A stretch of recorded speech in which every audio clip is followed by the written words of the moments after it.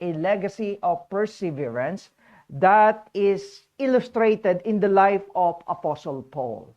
Ito naman ang pag-usapan natin. If we talk about the perseverance of the Lord Jesus Christ, let's talk about a good example that's coming from the life of Apostle Paul, that through God's grace that working in his life, he was able to endure and strengthen so that he be able to be perfected in his weakness and live a life na kung saan ay maging model din naman ng bawat isa sa atin. In 2 Corinthians chapter 12, verse 9, this is a very encouraging Bible verse that I hope will also stay in your heart. Ano? That's the word that Apostle Paul hold on so that he be able to persevere and move forward to the victory that God has given to him. So that he could declare the word na, ang sabi niya, I have fought a good fight.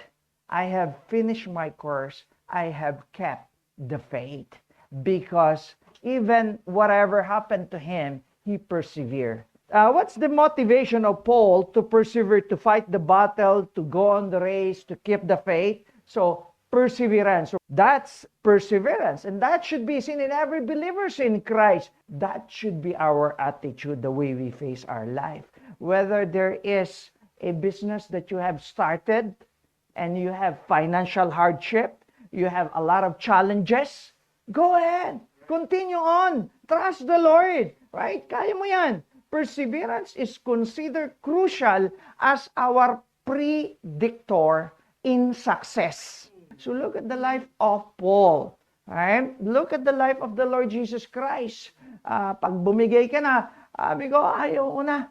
Kasi hindi ko na masustain yung aking desire to be a permanent resident in Canada. I'll give up. No, don't give up. Continue on. All right. One day you will reach your permanent residency. One day you will be a Canadian citizen. And you know what? One day, I would like you to achieve your heavenly citizenship. That's much better. Di ba? Okay, so how could we be successful despite of all these challenges and troubles that may come into our life? How could we establish the success with perseverance like Apostle Paul and the Lord Jesus Christ? Number one that I would like you is, ang sabi doon sa ating kinanta. Tandaan niyo yung kinanta natin? Alright? The fight is on. Be a fighter. Alright? Be a fighter. 2 Timothy chapter 4 verse 7, I fought a good fight. Be a fighter. Hindi ito yung fight that you will fight your parents because you don't like the parents' way of treating you or not allowing you to do things. Okay? That's not the way it is. Or you fight your husband or you fight your wife. Be a fighter of a good fight. While we are in this chaotic world, Christian life often face conflict and warfare. Tandaan natin, na we are not in our world today. We are just pilgrim and passing by in this place. That is why Paul used a metaphor and saying a good fight. Because whether you like it or not, you are on a fight. Whether you like it or not. We are soldiers of Christ. Every child of God is a fighter. They should stand up boldly for the truth and at the same time to stood up boldly against evil.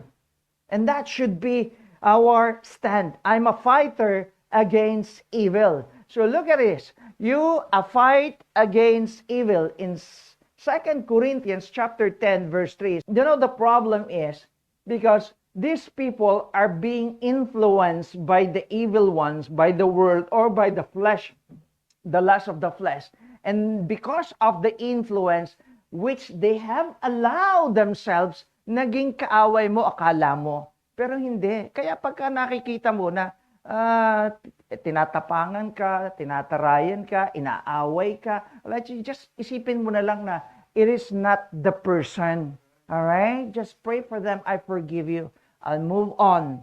I know he's not or she's not like that. Okay? So fight against evil. Right? Our noble conflict is not with anyone. Your conflict is not with me when I rebuke you or to anyone else here. No? Your fight is against the sin, against the world, against the flesh, which is under the influence of the evil one. Take note of that. In Ephesians chapter 6, verse 12, the enemy, all right, though we are in the physical world, the spiritual world has the influence in this world. And that's what's happening. Do you think the conflict that's happening in the Middle East is just because they wanted it and because of their personal? Yes, there is personal involved in the conflict, but there are influence of the evil ones. Do you know that the Ayatollahs, they have the principle of like ushering the world into the end of the world because they believe in the coming of their imam. No? So kailangan yan na mangyari. Alright? Eh tayo rin naniniwala din sa second coming of the Lord Jesus Christ. Why not we usher also that Armageddon war and all this? Pero hindi eh. When we usher the Lord Jesus Christ coming is to prepare ourselves and to share the gospel because the Lord Jesus Christ is coming and He'll taking the people back to Himself and telling the world that Jesus loves them. That's how we prepare the Lord Jesus Christ coming, not to usher chaos in this world. 1 Peter chapter 2, verse 11, of course, in order for people, for human beings, to exercise what the evil wants them to do is to exercise what has been influenced to them. No? Kaya tayo yung flesh natin o yung lust natin ay lalong nag-abound pag hinahayaan natin na finifeed natin yon. Hinahayaan natin that the devil is working or influencing us. So what shall we do? We look unto Jesus, focus on the things above, do what is good and pleasing to the Lord. Remember this, the fight is on. Not against each other, against the evil one. All right? Not against other people, not against the church, not against to anyone, but is spiritual in nature, of whom the devil wants you and me to have self-destruction. Yun ang gusto niya mangyari. Umpisa pa. So the second one is a fight for truth. A fight for the truth. The truth is all people are under bondage of sin. Do you agree with me? Parang hirap na hirap kayo yan, ha? Right? We are all in the bondage of sin. Kaya nga, ang sabi ng Romans chapter 7, sabi ni Paul is, I want to do this, but this is what I'm doing. Di ba? Yan ang nangyayari. No? You know what is right and what is good, and what happened next? Nakakalimutan mo, and then you do the bad thing or the things na hindi naman mo dapat gawin.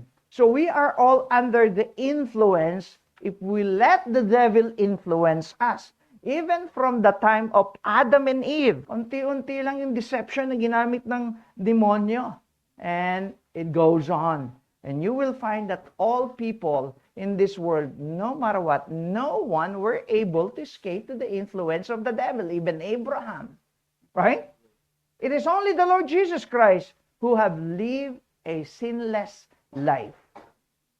So sorry to say that that's the facts of life and that's the facts of the generation that's happening, especially those who call themselves intellectuals. Di ba? Maraming nagsasabi, magagaling sila, scholars sila, scientists sila. But then they discredit the Bible, the good moral standards of life. They discredit the risen Savior.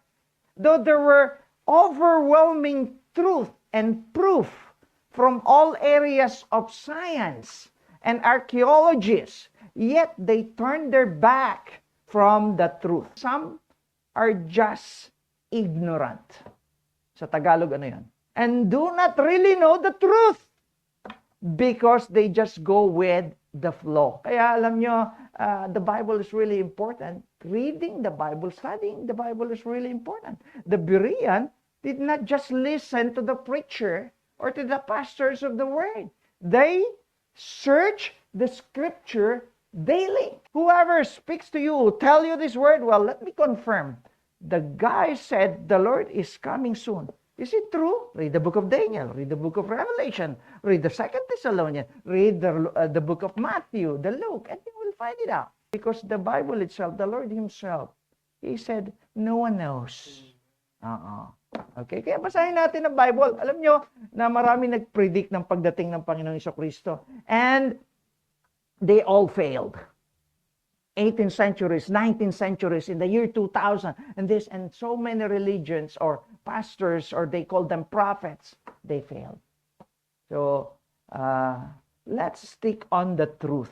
That's the reason why we always encourage every Bible believers to stand firm in the faith. In 2 Timothy chapter 4, verse, it's not only the preachers, it's not only the teachers of the Word of God, but every believers should be ready to tell others what the Word is telling you.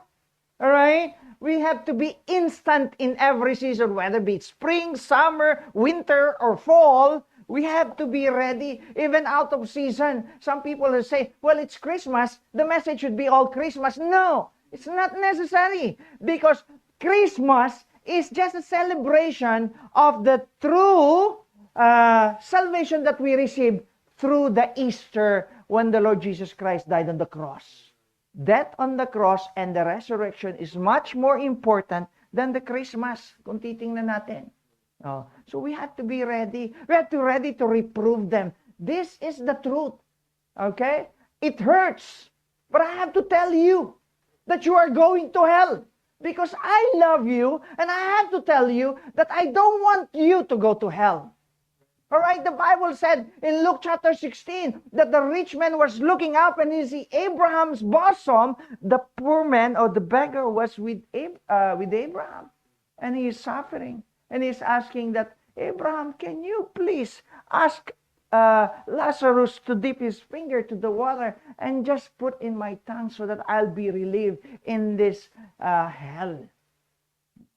I love you and I don't want you to go to that place. That's why there is long suffering, a patience that I keep on telling no matter what. Well, it's painful for me, but I love you. I have to rebuke you. I have to tell you.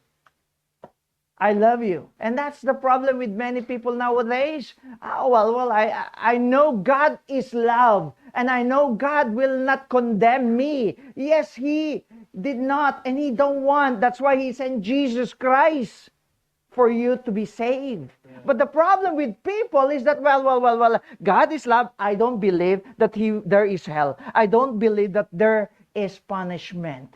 And I just want to hear blessing from the Lord. Yun ang gusto ng iba. Diba? And the Bible already told us that.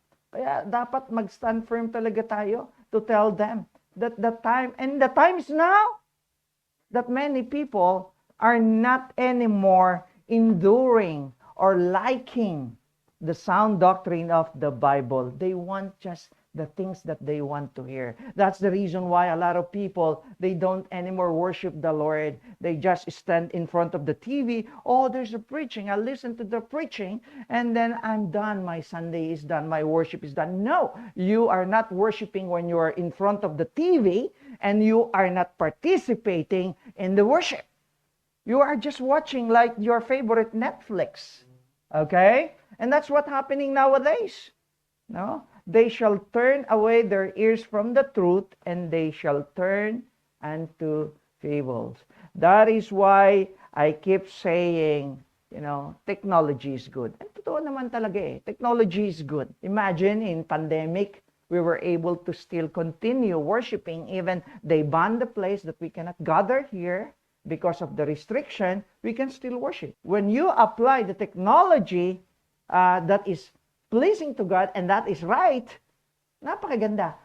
Sad to say that technology, if we do not handle it right, it will lead us to destruction or to the fall of men. Alam po nyo, technology is being used by the devil. When you are looking at your phone and searching all the AI or all the technology na sinasabi, kaya ingat tayo eh. That's why I keep asking, verify what you see, what you heard, and what you read. And that's what happened to Eve. Again, I told you, Satan, when he conversed Tinanong lang naman ni Satan, galing nga ni Satan, sabi niya sa Genesis chapter 3 verses 1 to 6. Kaya po, ingat tayo na ma-engage tayo ng kaaway. That the twisted information will deceive us. And many of today are deceived and need the truth. That's the reason why you need to go out and tell the truth. Because the truth, what will happen? And ye shall know the truth, and the truth shall make you free. And that's important for believers, right? The truth shall make you free. We are in the battlefield. So we are in the battlefield. We are in the arena of this world where the enemy is the king and God. That is why we struggle in this world, because we are not in our territory. Take Paul's instructions in heart. Ito ang sabi ni Paul kay Timothy at sa atin din. No? 1 Timothy chapter 6 verse 11 and 12. If you are a believer of the Bible, if you are disciples of Christ, follow Christ, ito ang sabi niya, flee from all the influence of this world. Instead, follow what is righteous, godliness, faith, love, patience, and meekness. Fight a good fight of faith. Patuloy natin. You have eternal life. You know that. Then, hold on to that. Okay? So, it's not only being a good fighter, but also a good finisher. Be a finisher. In 2 Timothy chapter 4 verse 7, ang sabi ni Paul, I have finished my course. Not all sports are quick and fast. Di ba?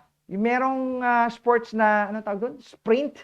Yan, takbo ka ng 200 meter, 100 meter, pero meron tayong tinatawag na sports na marathon, long term. Okay? Mahabang pagtakbo. And in marathon, you requires endurance and determination to finish till the end. It's not easy, right? You can be strong, you can be talented, but halfway you give up because you cannot endure the pressure and you may run out of energy. And there are a lot of people who have a good talent, no? But then they cannot finish their course. Why? They have no perseverance. They were not standing strong that they supposed to be. You know, our life, your life, my life is not a sprint. It's not a sprint. It is like marathon that requires perseverance till the end. Okay? Until we complete the course. In our Christian life, though our starting point is important, but you know what? Finishing is everything of it. It's not just the starting point. It is the finishing. Paul acknowledged that he didn't just run well for a season, but you know what? He stayed on the course until he reached the finish line. And here is what he declares. In 2 Timothy chapter 4, verse 6, he declares, I fought a good fight, I finished my course, I kept the faith. So how we will finish, how we will have a good finish. First one is completing the course despite all odds. We have to complete the course despite all the difficulties and troubles that we may face. Ang sabi ng Acts chapter 20, verse 24, nothing has deterred Paul. He moved on. And he didn't count his life so important if his life will be a hindrance to complete his ministry with joy. Tuloy lang siya. Alright? At dapat meron tayong attitude na yan. Despite all the persecution, despite of all troubles, despite of all the difficulties and challenges that we may face in this world, we must be determined to overcome those and finish what God has given to each and every one of us to do, no matter what challenges I may face. Paul continued on and he said in 2 Corinthians chapter 4, verse 8 to 9, what a wonderful encouragement to each and every one of us. No matter what difficulties I have, I will continue. I will not experience the kind of word that they say, despair, disappointment, discouragement, or I've been forsaken. No, I will just continue on because the goal that God has set me God has already made it victorious for me. I just need to claim it. 2 Corinthians chapter 11 verse 24. Lalo na kung ganito ang mangyari sa inyo. Much more if you have experienced what Paul has experienced. Hindi lang yan.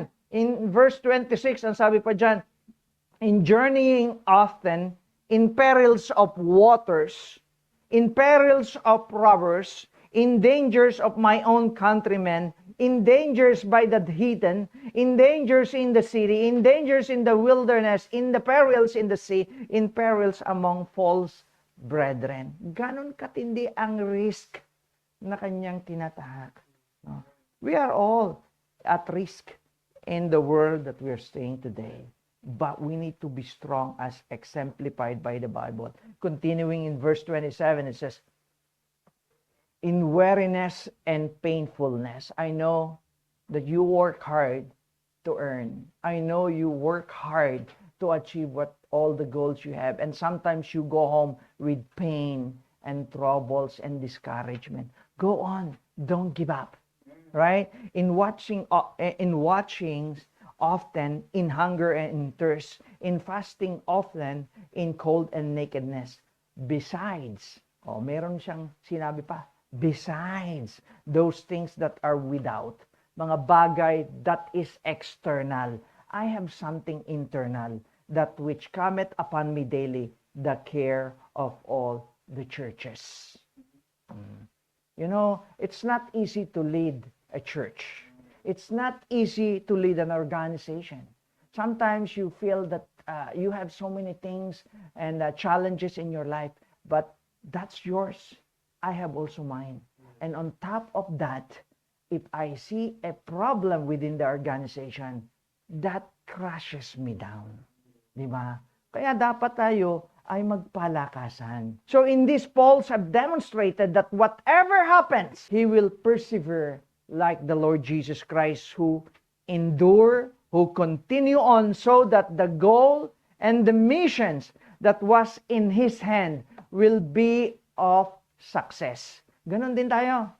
These troubles are good enough for him to quit. These troubles are good enough if come into our life to say, I don't like it anymore, I want to quit. But you know what? He did not. But you know what? I will not.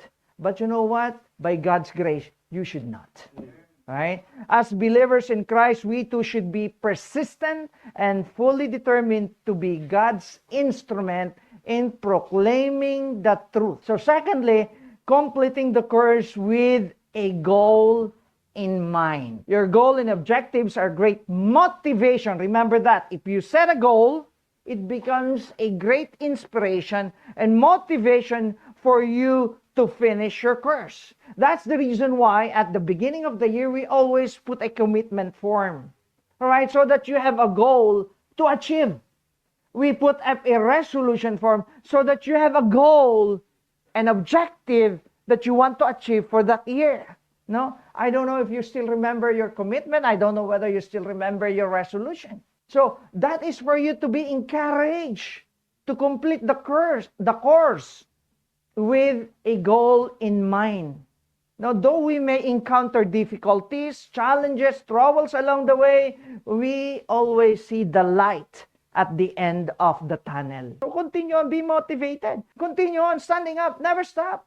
Right? Continue. Therefore, what we need to do is always to be persevering in all the things, and a good fighter to be a good finisher. All right. In 2 Corinthians chapter 9, verse 26 and 27, let us be encouraged with this word and said, I therefore so run, not as uncertainly, so fight I, not as one that beateth the air, but I keep under my body and bring it into subjection, lest that by any means, when I have preached to others, I myself should be cast away. And that should be our attitude. I will run.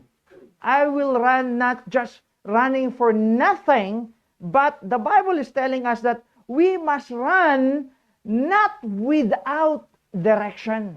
We run to the right path with a goal to achieve. We must fight like a boxer. Like Pacquiao, who hit the enemy, who hit something, not hitting the air, not beat at the air. Di ba? We have the goal to win. So we have to discipline ourselves. The problem of many of us is that we're not able to put ourselves into subjection, into control. And that's the problem, right?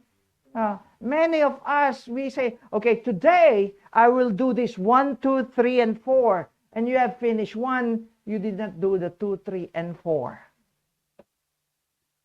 Right? So let's reach our goal. What you have set, no? Let's discipline ourselves and do not lag behind after having given the good news to others. Okay? Ang sabi ni Paul, sana hindi ako mag-fall behind. Ang sabi diyan, when I have preached to others, I myself should be cast away. I hope that when you tell others that God loves them and that they have to live right in the eyes of God, you also live right in the eyes of God. Because one day, they will look at you and say, is that that man who told me to live right and accept Jesus Christ? Why he is like that? Di ba? Yan ang iwasan natin. No, Paul declared he has finished the race, brought to absolute completion. Paul is telling us that I have left nothing undone that has been assigned to me to do. And that should be a challenge to each and every one of us. Think of something. I have left something that I have to do. No, I hope you have left nothing undone assigned to you. This should be our goal. So don't be lazy. Do not become a quitter. Be a good finisher so that we could stand in front of the Lord and the Lord will tell you, well done, my faithful servant. And in return, you will be able to say to the Lord, Lord, I have finished my course despite of difficulties and troubles and uncertainty. I have fought a good fight. I have kept the faith. I will finish my course despite of troubles and uncertainty. So go ahead. All right, be a good finisher. So you become a good fighter, you become a good finisher, and lastly, be faithful. Be faithful. Ang sabi diyan, I have kept the faith. You know, Paul declared, I have kept the faith. What he said was true as per the discussion, as per the explanation, as per the word of God that was laid down in different verses that we have read. Diba? He's a good finisher. He's a good fighter. And he was not the only biblical personalities who have been faithful. So, we have Abraham, we have Noah, we have Job, we have Moses, with Daniel, with Ruth. Continue on, right? So, these people demonstrated an incredible faithfulness to God. Diba? Ganyan din tayo. And many more listed in the Bible. And even in the generation of today that was not written in the Bible, marami yan. Paul have steadfastly maintained the faith of the gospel and live a life of fidelity to the Lord. He knows, first thing first, why he was able to become faithful is because, number one, that you should know is that you should know whom you have believed. Knowing whom you believe. It is very important. If you believe in a dead God, then, sorry to say, you'll not be able to move forward as supposed to be. If you believe in a false teaching, then, sorry to say, you'll not be able to move to the truth that you should be living. Right? So in 2 Timothy chapter 1 verse 12 it says that should be what inside our heart, in our mind, that you can declare, I know my God, I know my Lord who loved me, I know my Savior who is my Redeemer, what He can capable of exceedingly abundantly beyond I think and ask. He keeps His promise and He provides and He cares for all of us. I might know Him well, fully well. I might not know Him fully, His mystery, but you know what? It is enough for me to know His power and personality. Because I know He cares for me. Because those words that has been given to me in this word in the Bible is good enough for me to put my faith in Him and loyalty in Him. And I am continually being eager to know Him better. As Paul have said in Philippians chapter 3, verse 8 to 11. Sabi niya, I want to know Christ and His resurrection more. So we should be ready to keep His word in our heart. To keep Him alive in our mind. To live as if He is living with you right now. Amen? Amen. Okay? Secondly, it's knowing your destination. You know the Lord that have saved you, and you know the destination that you will be going through. Di ba? Dapat alaman mo. Eh, kung alaman mo na you're going to hell, well, you don't need to do anything because hell is waiting for you anyway. Di ba? But you know what? When you know that heaven is waiting for you, then you know what to do. Di ba? In Hebrews chapter 13, verse 14, it says, For here have we no continuing city, but we seek one to come. I hope that's the word that is in your heart. I have settled. I was born in the Philippines. You was born in the Philippines or in Nigeria. And maybe online, you may be born in Pakistan or India or wherever you may be. And then you transition to another place like Middle East. And then after that, now you come to Canada and you want to belong in Canada. But you know what? Abraham did the same. He left out from his place. He traveled. He go to Egypt. He go to Canaan and everything. And they were saying, all these pilgrims saying, we were looking and seeking for the one to come. Di ba? Sana yun ang puso natin. No? I am still seeking. Where is my final destination? Is after my 5th country, I'll be going for the 6th? I hope I'll be going there in the 6th place. No? In Daniel chapter 12, verse 2, it says, And many of them that sleep in the dust of the earth shall awake, some to everlasting life, and some to shame and everlasting contempt. You know where you're going? Everlasting life. Amen? Oo. Dapat yan. Paul declared, I am very sure where I will be going to after I pass this life on earth. He mentioned many, many times in the Bible, in many verses, that he is destined to everlasting life. And that should be our hope and confidence as well. That our destination, all of us, not only few of us, that our destination is heaven. Now, though you are Canadian, I hope that you will be able to declare that I am a heavenly citizen, happen to be in a Canadian soil. Philippians chapter 3, verse 20, For our conversation is in heaven. Our life is in heaven. Our looking forward is in heaven, from whence also we look for the Savior, the Lord Jesus Christ, who shall change our vile body, that it may be fashioned like unto His glorious body, according to the working whereby He is able even to subdue all things unto Him. Sana ganyan ang ating nilulook forward, that I will be in heaven, that one day this weak body will be changed into a body like the Lord Jesus Christ, the glorious body, that I may live in the heaven that God has prepared for me. Okay? Let us be confident to say, I have kept the faith. Are you? And say, I am doing what my faith tells me to do. Are you? I hope you're doing what this Bible is telling you what to do. For I know whom I believe in, for I know my destination, and for I know that one day my Lord will bring me and give me the third point, distinction. Okay? I know whom I believe, I know my destination, and I know my distinction. So, if you know that there is distinction, there is a reward waiting for you in your graduation. There are people who will graduate and they look forward for something that they will be given medals and whatsoever it may be, di ba? Right? Same thing with us. We will soon be graduating from this world.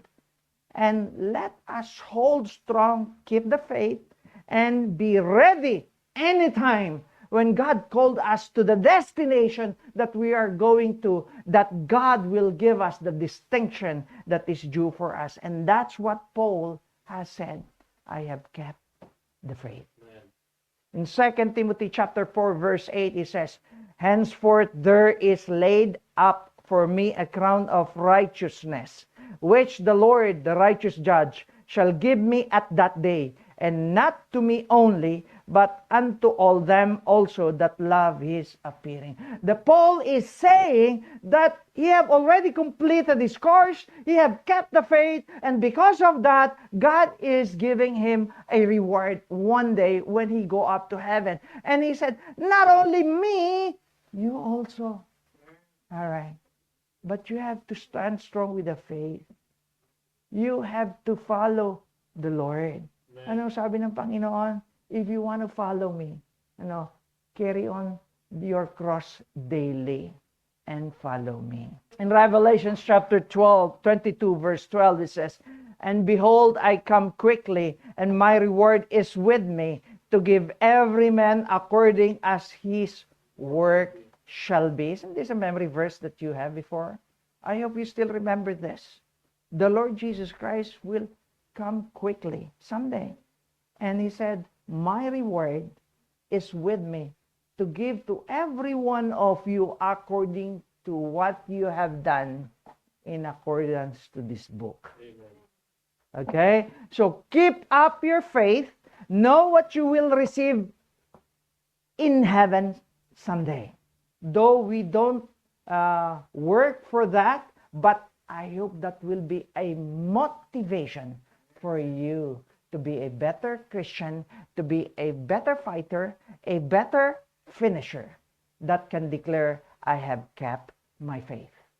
Amen?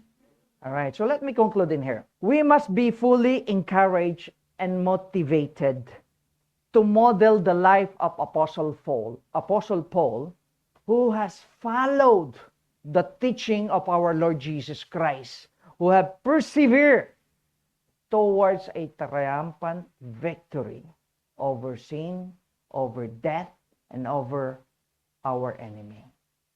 So let's live that life. And may you, as you have memorized this word, I have fought a good fight, I have finished my course, I have kept the faith, your motto. Now you're moving forward. So you just put, I will fight a good fight. I will finish my course. And I will keep the faith. Right? An active declaration of action which your promise to yourself and to God of how you intend to finish your Christian life. Or probably with this word, it will become your reflection in your daily life, asking yourself, did I have fought my day as a good fight? Did I have completed the course that God had laid down for me today? Did I become faithful today? Right? Could be a reflection that you can reflect every day in your life. So let us make this as our continuing encouragement, motivation, resolution, as you may call it, that you will fight a good fight, that you will finish a Christian goal, and that you will keep your faith strong every day. And ask the Lord that He will help you for that.